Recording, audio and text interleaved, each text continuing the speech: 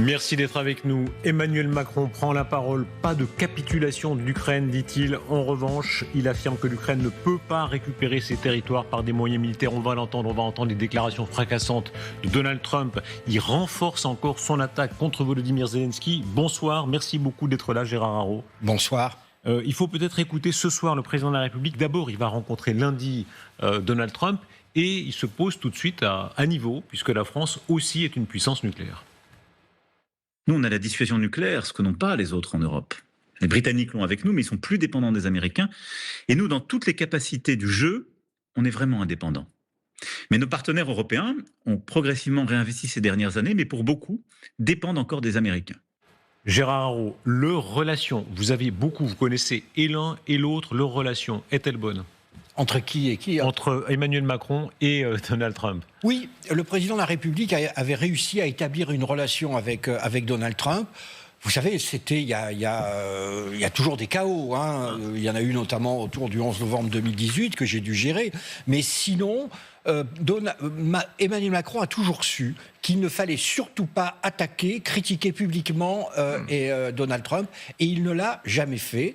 Et donc, il avait un accès régulier au téléphone avec Donald Trump. Vous savez, souvent, Paris me disait « dis ça aux Américains, demande ça aux Américains », et moi je répondais « je suis désolé, le Conseil national de sécurité ne sait pas ce que Trump va dire le lendemain, il ne sait pas ce que Trump a dit la veille », et je disais « il faut que le président de la République appelle Donald Trump », et il le faisait, et il y avait des moments où il le faisait quasiment chaque semaine. Vous avez même dit sur Twitter, et on va en reparler dans un instant, avec de nouvelles déclarations de Donald Trump, peut-être que M. Zelensky n'aurait pas dû répliquer parce que chez Trump, là il voit rouge, comme le taureau et le chiffon rouge. Alors, je dois dire, évidemment, je comprends Vladimir Zelensky. C'est le destin de son pays qui est en jeu.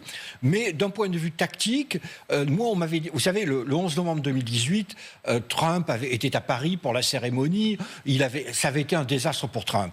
Parce qu'il n'était pas allé sur les champs de bataille, sous la pluie, alors que tous les autres y étaient allés. Et il était furieux. Et dans l'avion du retour, il a attaqué le président de la République. Et donc Paris me réveille pour me dire, qu'est-ce qu'on fait ? J'appelle la Maison-Blanche. Et la Maison-Blanche me dit, surtout, ne réagissez pas, parce que si vous réagissez, il ira plus loin, il ira encore plus loin.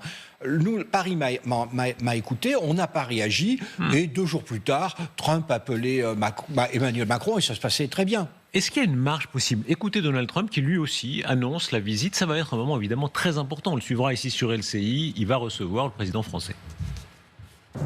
Avez-vous fixé une date pour la visite du Premier ministre britannique à Washington ? Non, mais il viendra bientôt. Il a demandé à venir me voir. Et Macron ? Le président français Macron viendra lui aussi. Quand ça ? Très bientôt, peut-être lundi. Voilà. Qu'est-ce qu'on peut attendre ? Est-ce qu'il y a une marge de séduction au sens politique du terme ? Est-ce qu'on peut séduire Donald Trump ? Alors d'abord, il ne faut pas, comme je le disais, il ne faut pas parler publiquement, s'engager dans une polémique publique. Et puis ensuite, il faut espérer, il faut essayer de discuter avec lui en tête-à-tête. Et ce n'est pas facile, parce que vous avez en face de vous quelqu'un qui est un narcissique enfermé dans sa sphère cognitive. Moi, j'ai assisté à plusieurs de ces entretiens. Et c'est quand même extraordinairement compliqué. Vous avez, je me rappelle, le président de la République vraiment argumenté point 1, point 2, point 3, et vous avez en face de lui quelqu'un qui n'entend pas, qui n'écoute pas. Et c'est vraiment difficile. Mais il y a quelques exemples où le président de la République a réussi à faire passer son message. C'est la seule manière de le faire. Est-ce qu'il est vraiment brouillon ou est-ce qu'il joue au brouillon ? Si on met bout à bout tout ce qu'il fait là depuis un mois, on est quand même frappé du fait qu'il y a une forme de rouleau compresseur. Lui, Trump, Musk, Vance, l'impression d'une machine qui est quand même très puissamment organisée. Alors, il n'y a pas de plan écrit pour Trump. Trump dit, vous avez, et c'est d'ailleurs sans doute une des raisons de son succès auprès de l'électorat, lorsqu'on voit Trump, eh bien on sait que c'est Trump. Il ne calcule pas, il n'y a pas là derrière de manœuvres plus ou moins perverses. Le caractère, c'est un vrai caractère. Les gens savent qu'ils ont en face d'eux, c'est du vrai, c'est Donald Trump. Mais je crois qu'il y a quand même faire une distinction entre d'un côté Donald Trump, qui n'est que Trump, et qui n'est pas un doctrinaire, qui tout simplement exprime les idées qui sont les siennes, et de l'autre, vous avez des vrais idéologues, c'est-à-dire Vance et Musk, qui représentent, eux, une vraie idéologie construite, une idéologie réactionnaire. Et Voilà, et donc je pense. Alors tout le monde espère qu'il y ait une sorte de rupture entre les deux. C'est peut-être en réalité des vœux pieux.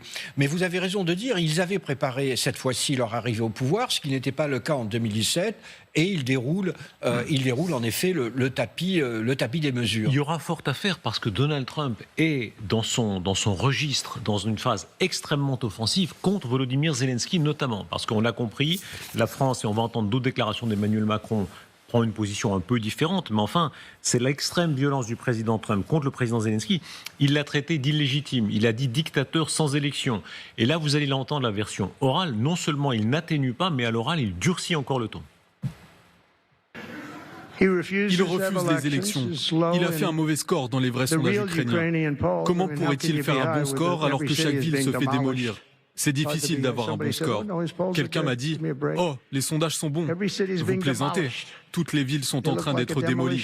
Elles ressemblent toutes à des chantiers. La seule chose pour laquelle il était vraiment bon, c'était de se servir de Joe Biden. Il se servait de lui. C'est une expression que nous utilisons ici pour dire que c'est plutôt facile pour lui. Plutôt facile. C'est un dictateur sans élection.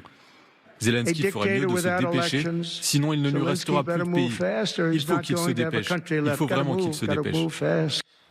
Gérard, on ne va pas épiloguer sur les chiffres qui sont faux et des sondages qui sont sortis, qui donnent à peu près 57% de popularité à Zelensky, mais au-delà de ça, pourquoi fait-il ça ? Pourquoi attaque-t-il si durement ? Il peut le lâcher, ça c'est une chose, mais le lâcher de manière aussi ostentatoire. D'abord, de nouveau, c'est ce qu'on disait au début, Zelensky a osé le contester, a osé lui dire non, et bien immédiatement Trump réagit, et ce serait le cas de n'importe quel interlocuteur. Et il réagit avec cette sorte de fureur d'adolescent, et je crains que Zelensky ne soit pas le seul pendant les 4 ans qui viennent à subir ce genre d'attaque. Quel est le choix ici ? Pourquoi de surcroît, il déteste. Excusez-moi. De surcroît, il déteste Zelensky de toute façon parce que vous savez, à cause de l'affaire de l'impeachment en 2018, où il est convaincu que Zelensky avait aidé les démocrates à lancer cette procédure de destitution. Il y a une antipathie personnelle, effectivement. Écoutez la suite de sa déclaration, où il en rajoute vraiment dans l'attaque ad hominem sur le thème. C'est un humoriste médiocre et vraiment, il fait une sorte de caricature de Zelensky. Mais pensez-y, un comédien au succès modeste, le président Zelensky a convaincu les États-Unis d'Amérique de dépenser 350 milliards de dollars pour se lancer dans une guerre qui fondamentalement ne pouvait pas être gagnée, qui n'avait jamais eu besoin de commencer et n'aurait jamais commencé si j'avais été président. Pas même une chance. Et cela n'a pas commencé depuis 4 ans. Gérard, on vit un moment... D'abord, excusez-moi, vous disiez, on ne va pas épiloguer, mais c'est quand même étonnant que le président des États-Unis, tout ce qu'il dit est faux. On est dans le monde de la post-vérité. 350 milliards, c'est faux. Il a déclenché la guerre, c'est faux. Vous voyez, on est là vraiment. Et je comprends que lorsque vous êtes un président français ou le Premier ministre britannique ou je ne sais pas qui, en face du président, moi je l'ai vu, quand vous êtes en face de cet homme qui vous assène des contre-vérités, je me rappelle un entretien avec le président de la République où il lui dit « Mais pourquoi tu ne manges pas des OGM ? Nous, on le fait et on a une meilleure espérance de vie que toi. » Et l'espérance de vie des Américains est de 5 ans de moins que celle des Français. Donc il était là face à Emmanuel Macron. Oui. Il lui dit, mange aussi des OGM. Puisque nous, on a une meilleure espérance de vie que toi. Et l'espérance de vie est 5 ans. C'est 84 pour les Français, 79 pour Par curiosité, que lui a répondu Emmanuel Macron ? Rien. Que voulez-vous qu'il réponde ? Il n'allait pas rentrer dans une discussion sur les espérances de vie. À la sortie, je dis au président de la République, mais qu'est-ce que vous avez sorti de tout ça ? Et il me répond, mais rien Gérard, mais c'est l'homme le plus puissant au monde. Et donc vous voyez, il continue à aligner ses contre-vérités. Et le pire, c'est qu'il est dans sa sphère cognitive, il croit en ses contre-vérités. C'est pour ça que j'utilise ce mot. Ce ne sont pas des mensonges. D'abord, il dit beaucoup de contre-vérités, comme vous le dites, et de mensonges, y compris sur la stature de Zelensky. Zelensky n'est pas un humoriste modeste. Il faut ressortir une archive très révélatrice. Il a été un humoriste immensément populaire en Russie. Il travaillait pour la télévision russe. Regardez, c'était le Nouvel An 2013, donc avant l'invasion de la Crimée. Et la vidéo est tout à fait saisissante parce qu'on voit le président Zelensky à l'époque, il est là à droite, avec un autre humoriste qui lui-même a aussi été depuis lors déclaré ennemi de la patrie russe. Et il y a sur la même vidéo, il va voir apparaître là, le propagandiste Soloviev, le voici. Tous ces gens se connaissent, n'est-ce pas? Est-ce que ça peut être un atout à un moment donné dans la négociation? C'est-à-dire, ce sont deux mondes qui se connaissent très bien, hein. Les Russes et les Ukrainiens, ils travaillaient là, mais ils se sont opposés maintenant de façon irréconciliable. Comme vous le savez, les Russes considèrent un petit peu les Ukrainiens comme étant des ploucs. Fondamentalement, vous voyez, c'est une sorte de sous-catégorie dont le seul rêve devrait être d'intégrer la grande nation russe. Mais l'avantage aussi, c'est que les Ukrainiens, eux aussi, ils connaissent les Russes. Donc là, c'est évident qu'il y a un côté aussi, c'est les pires, hein, les querelles de famille. Il y a un côté quand même querelles de famille. Mais même s'il y avait parmi les Ukrainiens, j'en suis sûr d'ailleurs, pour beaucoup d'Ukrainiens, des sentiments amicaux vis-à-vis de la Russie, après cette guerre, ces 3 ans de dévastation et de cruauté, il est évident que Poutine a créé une nation ukrainienne si elle n'existait pas avant cette agression. On crie contre Trump, est-ce qu'en même temps on lui obéit? Même le président Zelensky, qui disait d'ailleurs sur notre antenne, jamais on ne traite avec Poutine, ce serait comme traiter avec Hitler, a changé d'avis. Maintenant il dit il faut négocier. On disait traditionnellement que c'était un défaitisme. Est-ce qu'il a raison de vouloir négocier? Évidemment qu'il a raison de vouloir négocier. Je suis sûr que d'ailleurs il avait essayé de commencer il avait commencé à négocier en 2022. Il sait très bien que c'est je dirais une évidence. On négocie avec son ennemi tôt ou tard pour arriver à la paix. Il savait bien qu'il fallait négocier. Est-ce que ça veut dire qu'en réalité, quand même, Trump donne le là? Vous avez été très critique sur Trump, le président Zelensky est critique sur Trump, Emmanuel Macron est critique sur Trump, etc., etc. Et en fait, on fait quand même ce que Trump veut. Non, je n'ai jamais été critique sur un certain nombre de qualités qu'a Trump. Hein. Non, mais alors là, vraiment... Pas très tendre sur Donald Trump. On vous entend depuis 15 minutes, je ne peux pas dire que vous soyez... Je distingue entre la personne privée, la personne est assez répugnante, il faut bien dire, et le fait qu'il a un côté, vous savez, c'est le conte d'Andersen, où un enfant soudain dit, mais l'empereur est tout nu, eh bien c'est un peu ça, Trump. Comme il n'appartient absolument pas au milieu, finalement, des spécialistes et des experts, il dit parfois des réalités, des vérités que les autres n'ont pas voulu voir. Moi, par exemple, récemment, j'ai écrit dans le Point que ce qu'il disait, par exemple, sur Gaza, on pouvait tout à fait considérer que la solution était absurde, mais que lui posait une question que personne ne posait. Qu'est-ce qu'on faisait des malheureux 2 millions de Palestiniens? Les Ukrainiens ont-ils encore une marge? Il y a une habileté de Volodymyr Zelensky, et c'est très intéressant ce soir. Alors, il a quand même contre-attaqué un peu, mais enfin, il demande à Trump encore des patriotes. Donc, il fait mine d'avoir encore de l'espoir dans Trump. Est-ce qu'il y a encore pour lui de l'espoir en Trump? Non, mais mettez-vous à la place de Zelensky. Il est vraiment, c'est son pays qui est agressé, il défend son pays depuis 3 ans, et là, il est poignardé dans le dos par le meilleur allié de l'Ukraine. Il se débat. Il est pris. Moi, d'abord, j'ai une certaine admiration pour le personnage, mais j'ai aussi aujourd'hui la compassion pour la situation dans laquelle il se trouve. Donc, il essaye à tout prix, de sauver ceux qui peuvent être sauvés dans le naufrage actuel. Trump est-il en train de redessiner l'Europe, c'est-à-dire de tout donner, ou de donner beaucoup en tout cas à Vladimir Poutine? Écoutez cette déclaration. Elle est très saisissante. Il dit en quelque sorte, les Russes ont les cartes en main puisqu'ils occupent l'Est de l'Ukraine, la Crimée et le Donbass, c'est comme ça, il va falloir compter avec ça. Je pense que les Russes veulent que la guerre se termine. Je le pense vraiment. Mais je pense aussi qu'ils ont un peu les cartes en main parce qu'ils ont pris beaucoup de territoire. Donc ils ont les cartes en main. Il reconnaît le fait accompli de l'occupation. Oui. Mais honnêtement, là, c'est que du bon sens. Hein. Moi, j'ai toujours dit, il est évident que, d'ailleurs, le chef d'état-major de l'armée américaine le disait il y a 2 ans, que les Ukrainiens ne récupéreraient pas les territoires occupés par la Russie, parce que le rapport des forces était ce qu'il était. Le sujet, maintenant, c'est les garanties de l'indépendance du reste de l'Ukraine. Voilà, et c'est ça la négociation, qui sera le cœur de la négociation, et on peut s'inquiéter. Vous savez, il y a 2 expériences de Donald Trump sur la négociation. Il y en a une, c'était les talibans.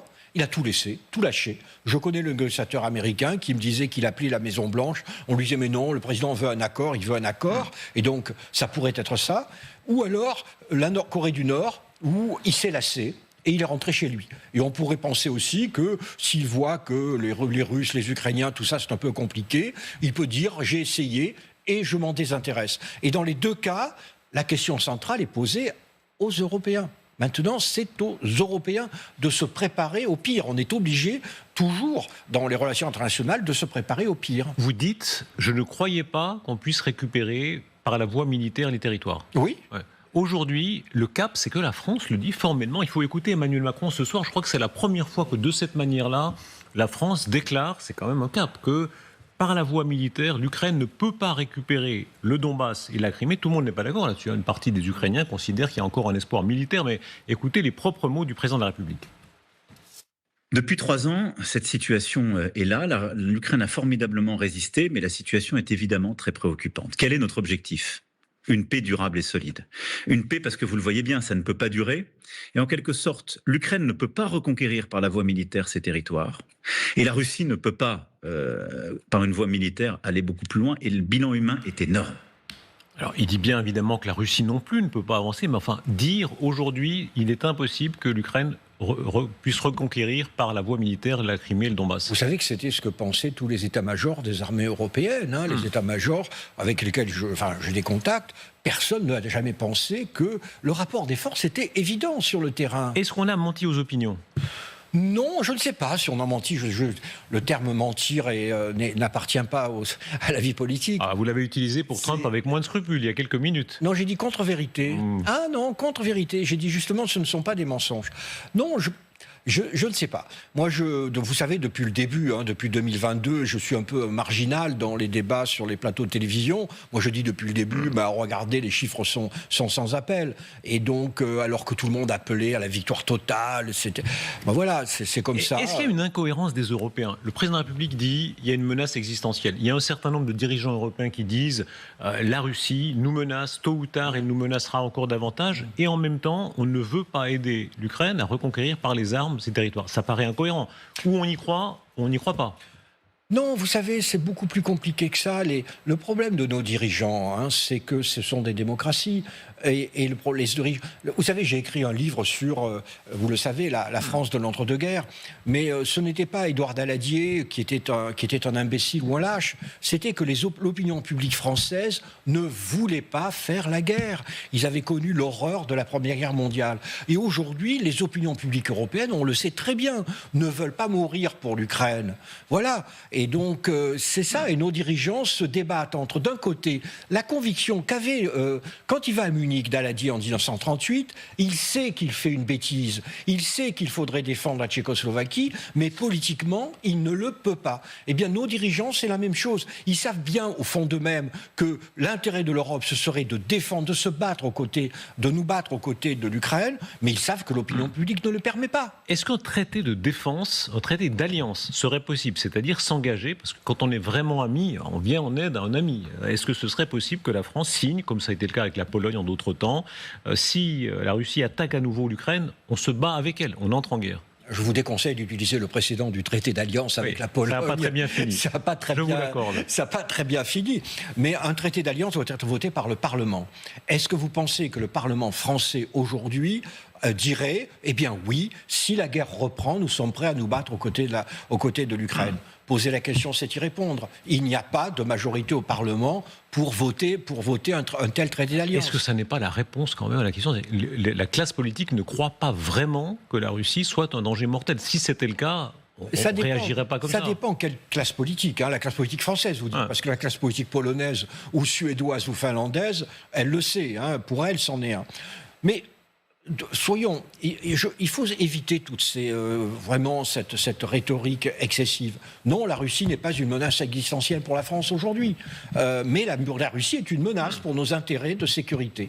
Voilà, si l'Ukraine tombe, nos intérêts de sécurité sont atteints. Précisez bien, vous voulez dire que la menace russe est par exemple moins grande que l'était la menace soviétique sur la France ou l'Allemagne avant la chute du mur ? Évidemment, l'armée soviétique, d'abord, c'était autre chose que l'armée russe qui était à la la peine de battre l'armée ukrainienne. L'armée soviétique était, comme disait le général de Gaulle, à une étape du Tour de France de Strasbourg.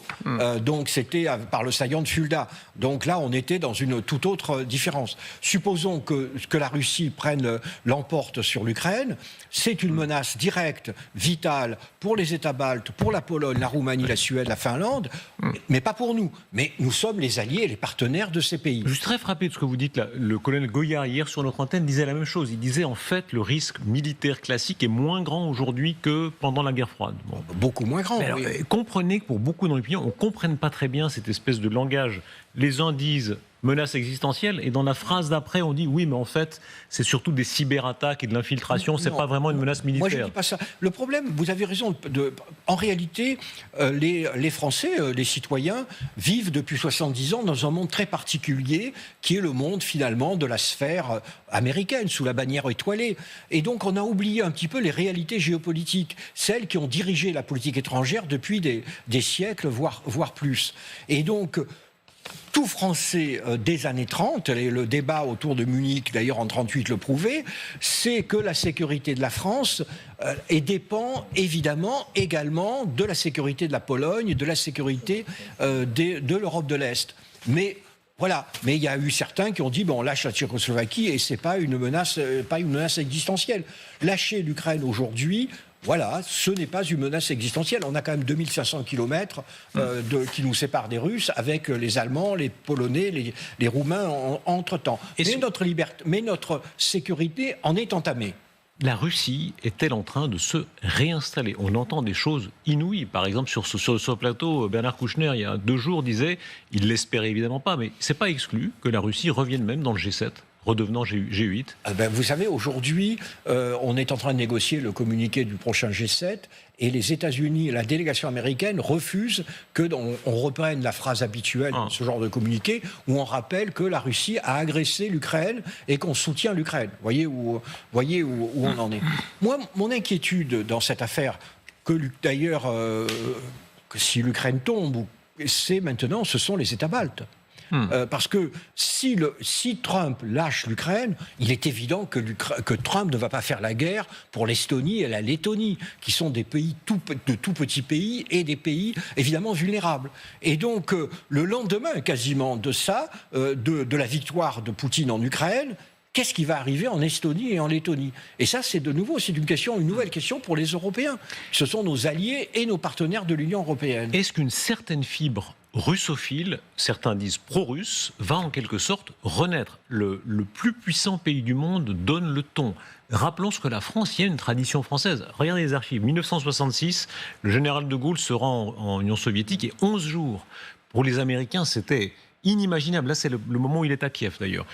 Donc, grand voyage en Union soviétique. Les Américains, avec un peu de méchanceté, disaient d'ailleurs, le général de Gaulle a été plus dur pour condamner la guerre américaine au Vietnam qu'il ne l'a été pour condamner les chars soviétiques en Tchécoslovaquie. Est-ce que cette tradition-là, assez philo-russe, disons, est-ce qu'elle va se revenir ? Alors là, se cacher. Je conteste absolument l'idée que le général ait été pro-russe. Lorsqu'il y a eu de véritables crises, lorsqu'il y a eu la crise vous vous rappelez, la crise de Cuba, le général américain vient voir le général de Gaulle en lui disant « Je vous amène les preuves de l'installation militaire. » C'est pas pro-russe, c'est non-aligné. C'est non-aligné. Attendez, l'installation de Gaulle lui dit « Vous êtes un allié, je vous fais confiance, je n'ai pas besoin de regarder les cartes. » C'est la crise de Berlin, c'est la même chose. Le général de Gaulle a toujours été un allié fidèle des États-Unis et des autres pays face à l'Union soviétique. Oui, allié. Il n'y a pas plus ancien anti-soviétique que le général de Gaulle. Bien sûr, allié, mais enfin quand même, on discute avec les soviétiques. Évidemment, on parle de l'Europe, de l'Atlantique à l'oral. Pour un Américain ou un Anglo-Saxon, tout ça sont des âneries. Non, mais ça les regarde. Ça les regarde, c'est 2 visions du monde. Oui, c'est 2 visions, mais on a le droit d'être un allié fidèle et un allié indépendant. Et ça a toujours été la position de la France. Non, honnêtement... Je me permets, d'insister. Attendez. Les anglo-saxons ont toujours considéré que tout ça était de la compromission. Je rappelle que l'Union soviétique, à l'époque, était déjà une dictature qui avait ses missiles dardés sur nous. Donc, c'était pas du tout les bisounours. Vous venez de le dire, la menace était même plus grande à l'époque qu'aujourd'hui. Mais ça n'empêche pas de parler. Sinon, si vous ne parlez pas à votre ennemi, à qui vous allez parler ? La diplomatie française, c'était pas parler à la Belgique. Il fallait parler à l'ennemi. Et l'ennemi, c'est l'Union soviétique. Ça veut dire dire quoi, par exemple, qu'aujourd'hui, avec Poutine, il faudrait renouer de la même façon ? Il faudrait lui parler, oui. Mais d'ailleurs, nous avons un ambassadeur à Moscou. Lui parler, y compris ici en Europe ? Pour que Poutine revienne à Paris ou à Berlin, c'est imaginable ? Ah non, mais là, ça c'est différent parce que vous avez le problème de l'inculpation devant la Cour pénale internationale. Mais parler aux Russes, nous n'avons jamais cessé de parler aux Russes. Nous avons une ambassade à Moscou avec un ambassadeur, d'ailleurs qui est quitté. Il y en a un nouveau qui va prendre ses fonctions et qui était mon numéro 2, qui vient de recevoir son accréditation. Non, évidemment qu'il faut parler aux Russes. Ça, c'est... Enfin, néanmoins... Rappelez-vous 2019, 2019 à Paris, c'est d'ailleurs la seule fois qu'ils sont vus, je crois, Volodymyr Zelensky et Vladimir Poutine se rencontrent avec Emmanuel Macron et avec Angela Merkel. Est-ce que ce serait possible aujourd'hui ou est-ce que définitivement, après cette guerre et après le mandat d'arrêt international, c'est fini ? Le mandat d'arrêt international, dont je ne suis pas enthousiaste, c'est un autre débat. Pourquoi ? Parce que cette Cour pénale internationale, fondamentalement, elle nous empêche de recevoir Poutine maintenant. Vous voyez, elle empêche de parler avec l'ennemi. Vous le déplorez ? Pas déplorer, vous savez, il y a trop de choses. Il y a longtemps que je me suis habitué à ce que le monde ne corresponde pas tout à fait à mes visions. Donc voilà, c'est comme ça. Mais ça veut dire quoi ? Vous trouvez que c'est malhabile ? Je trouve que c'est... Non, pas une malhabile. C'est que ça pose un petit problème pour les relations internationales où il faut parler à son ennemi. Si son ennemi est inculpé, on ne peut plus lui parler. Or voilà, du coup, qui va parler à Poutine ? Ça va être essentiellement les Américains. Mais ça, c'est un tout autre problème. Mais je me permets de rappeler quand même, parce que toute cette obsession pro-russe des Français, que nous n'avons été alliés des Russes dans toute notre histoire, que de 1892 à 1917 et de 1941 à 1945. Tout le temps, la diplomatie française a considéré que les Russes étaient un élément perturbateur de l'équilibre européen. Si on était les alliés des Polonais, les alliés des Suédois et des Ottomans, c'était contre la Russie. Et on a fait la guerre de Crimée contre la Russie. Aujourd'hui, Trump, cette puissance qui non seulement veut changer ce qui se passe en Ukraine, mais veut changer l'Europe. J'aimerais avoir votre avis là-dessus, c'est-à-dire la séquence, comme on dit maintenant, de la visite de J.D. Vance à Munich et tout ce qui a suivi. On peut peut-être entendre la déclaration de Trump concernant l'immigration, puisqu'il lance un nouvel appel aux Européens, et on voit à quel point ils sont obsédés par l'Europe. Et lui, Evans et Musk, etc. Il s'adresse à l'Europe en disant « Allez-y, il faut vraiment que vous agissiez contre l'immigration ». L'Europe doit se réveiller. L'immigration la déchire. S'ils ne deviennent pas intelligents et durs, alors il sera trop tard. Pourquoi s'intéresse-t-il à ce point à l'Europe ? On voit à quel point ils ont un plan, visiblement, pour l'Europe, idéologique. Moi, je dirais que Trump a toujours été obsédé il déteste l'Union européenne en tant que telle. Alors là, il y a à la fois l'ignorance, il ne sait pas ce que c'est l'Union européenne. Et je me rappelle, chaque fois qu'il recevait un chef d'État ou de gouvernement européen, il disait, tu sais, si tu quittes l'Union européenne, je t'offre vraiment un accord de commerce vraiment... un très bon accord. Il l'avait proposé même à Emmanuel Macron. Ah oui, il l'avait dit dans une de nos interviews. Emmanuel Macron nous avait dit, oui, Trump lui a dit, allez, quitte l'Union européenne, ce machin. Je t'offre il faisait ça à tout le monde. Alors il déteste l'Union européenne et il déteste l'Allemagne. Oui, encore plus. Oui, il est anti-allemand. Il est anti-allemand à cause des Mercedes, à cause du budget de la défense allemande. À cause de son gendre aussi un peu. Et peut-être. Et il y a en effet, il est obsédé de l'immigration parce qu'il est anti-musulman, anti-islam. Il dit voilà, l'Europe est en voie d'être islamisée. Mais de nouveau, lui. Au fond, il s'en fout un petit peu de l'Europe. Il traite les Européens... Il est totalement ignorant de l'histoire de l'Europe. Il traite les Européens vraiment par-dessus la jambe comme il traiterait les Asiatiques ou les Africains. Vance et Musk, comme je le disais déjà, c'est plus différent. Là, il y a une véritable doctrine d'extrême droite. Ce sont des... Vous savez, Vance était à Paris avec sa femme et il a visité un grand musée parisien et la conservatrice qui l'a accompagné me disait que c'était remarquable. Elle me disait, même, il est remarquablement cultivé. Vous avez un Vance qui est vraiment très cultivé. C'était quel musée ? je ne dis pas le musée, qui était très, très cultivé, qui connaît bien la culture occidentale et qui est très occidentaliste. Vous voyez, donc, or Trump, il n'a jamais mis les pieds dans un musée. Ce que vous dites est très intéressant. Est-ce qu'on sous-estime ces gens? Parce que Vance, la caricature qui est faite de lui généralement dans la presse en Europe, c'est que c'est un opportuniste, vaguement, vaguement avec un vague vernis catholique, et puis que derrière, il n'y a pas grand-chose. Vous nous dites non, c'est un homme cultivé. Pas du tout. Quand vous lisez son livre, honnêtement, son livre Hillbilly Elegy, qui est traduit en français, je conseille à tous les lecteurs, tous les spectateurs de lire. C'est un livre de grande qualité et qui dit une tragédie, une souffrance, qui est la souffrance de sa famille, puisqu'il vient d'un milieu extrêmement modeste, mais il a fait des études brillantissimes. L'homme ne m'est pas très sympathique, je le connais, je l'ai rencontré, mais l'homme est remarquablement intelligent, de nouveau cultivé, lui porte quelque chose que ne porte pas Donald Trump. Est-ce que ça veut dire qu'ils ont un vrai projet réactionnaire, conservateur? Ils veulent changer l'opinion dominante en Europe. J.D. Vance est en effet porteur d'une contre-révolution.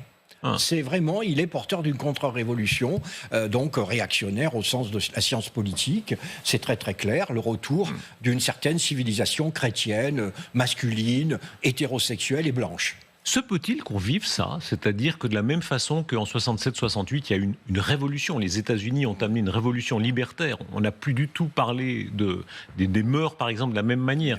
Qui est une sorte de révolution de droite que sur la question du climat, que sur la question des mœurs, que sur la question de la culture, que sur la question de la xénophobie. Le ton change à ce point.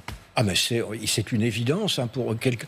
Vous savez, vieillir a parfois des avantages, et dans mon cas, j'ai vu ces vagues. Moi, j'ai vu la vague des années 70, et puis là, je vois depuis quelques années cette vague réactionnaire. Et quand je dis ça, je ne porte pas un jugement négatif, mais c'est une évidence. Notre société, aujourd'hui, est beaucoup plus à droite qu'elle ne l'était que lorsque j'avais 20 ans. Les débats, aujourd'hui, sont beaucoup plus conservateurs, voire réactionnaires. Est-ce qu'une partie de vous comprend ça? C'est-à-dire qu'on est allé si loin dans... Certains appellent ça de la moraline, le moralisme.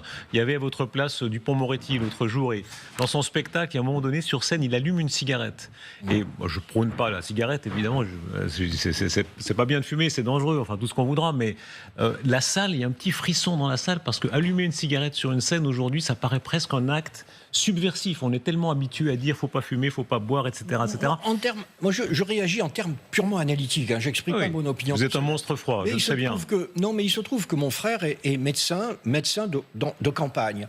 Et il m'expliquait qu'au moment où les vitesses de voiture ont été limitées à 80 km/h, il m'a dit, mais tu ne peux pas t'imaginer à quel point tous mes clients mais vraiment hurlaient et se sentaient atteints dans leur dignité personnelle.